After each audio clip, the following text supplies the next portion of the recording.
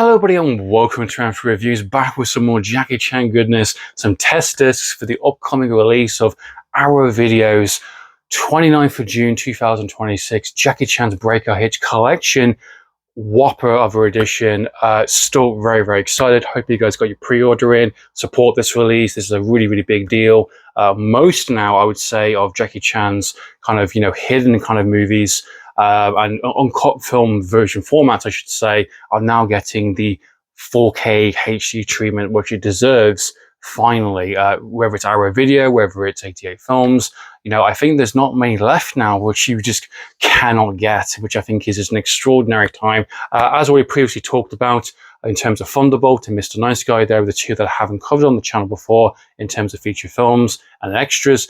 Going forward, are films that I've already covered on the channel, from this video being Rumble in the Bronx, Who Am I, Drunken Master 2, and of course Police Story 4, First Strike. I've covered all these in terms of a feature film review, giving my thoughts and impressions, even to the point where First Strike had the German edition, which I was quite mind-blown by the time, and even some like Film Whisperer cut, like this one, which I just didn't think you would ever get a release in terms of a good HD format. I was having to stuck with a kind of edited version between a HD and a old Hong Kong DVD, which is kind of intertwined into it. So hopefully this will get the uncut version on Blu-ray somewhere down the line. Hopefully that will happen. Being the fact I've seen this particular version in terms of Rumble in the Bronx, at the Hong Kong cut in a lower format for such a long time, it is mind-blowing to see it now on brand new 4K restoration, thanks to the hard work of Arrow Video and Warner Bros. Actually collaborating with them to make this possible.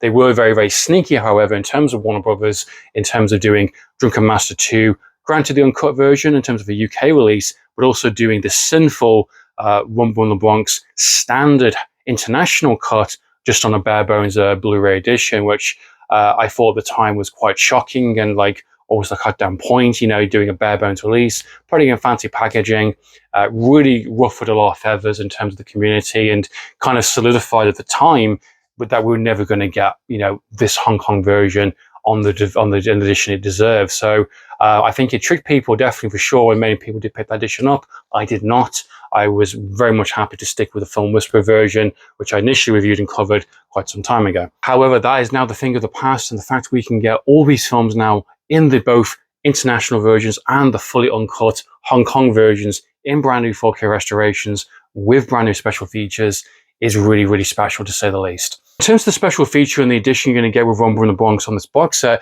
is it features two cuts: the international version, which I would not bother with. The one you want to watch is the Hong Kong version. Apologies. It is the most superior version. It is the one that is properly intended to show off Jackie Chan's on a comedy. It has more scenes with some of the more co-stars. It has additional scenes in terms of action and fighting, and it's a bit more brutal in some of the areas.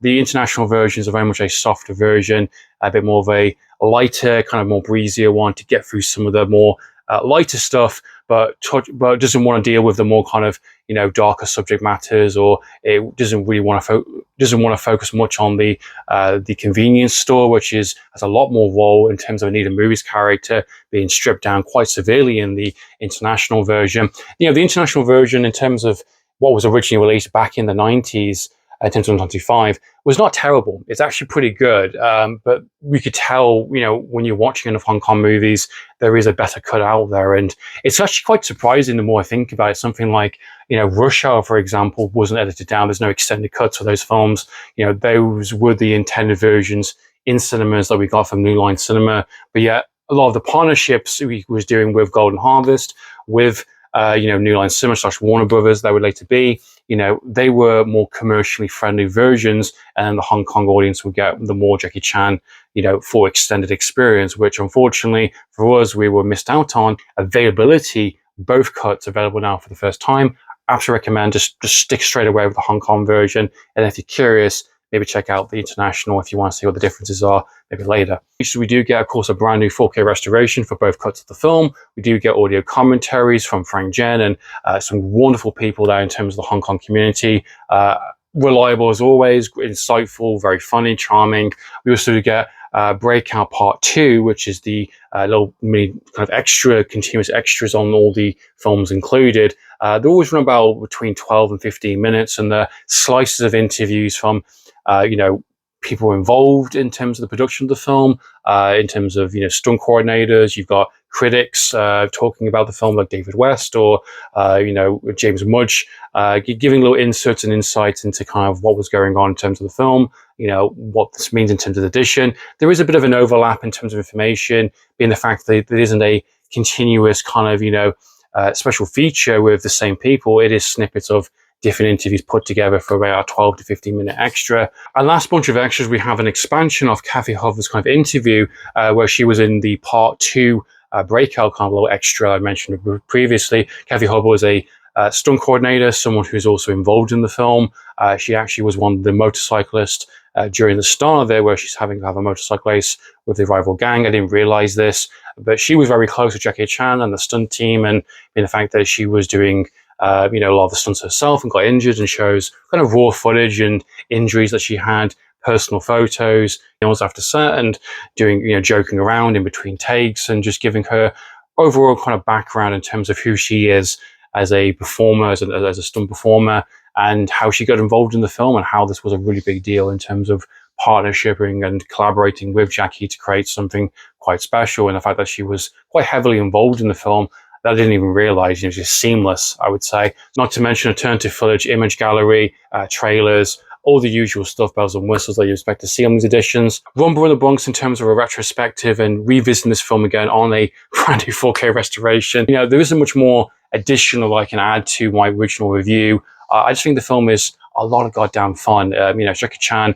playing the everyday man. The comedy works, the action's great, the stunt works great. I think the Hong Kong version is the superior version. It's darker as well where it needs to be. It's lighter where it needs to be. It has something to say about kind of community. Jackie Chan being the kind of the no-nonsense kind of guy from the East coming into the West. You know, there's some good familiar actresses and actors that I really enjoy seeing. It goes off the rails a little bit towards the third act of the film. I definitely think it becomes a very different film later on, where the rival gangs get involved in some international drug dealers, you know, with diamonds, I believe, and it gets really kind of wilder and an excuse to create higher stakes action. And as the extras pointed out, doing a really good balance of, you know, the East versus the West, having that combination of the two elements, while taking those two and then putting it together to create something quite new and quite fresh. And, you know, not taking away Jackie Chan's ability to do stunt work, not taking away his charisma, not taking away his likability, and while also making something that is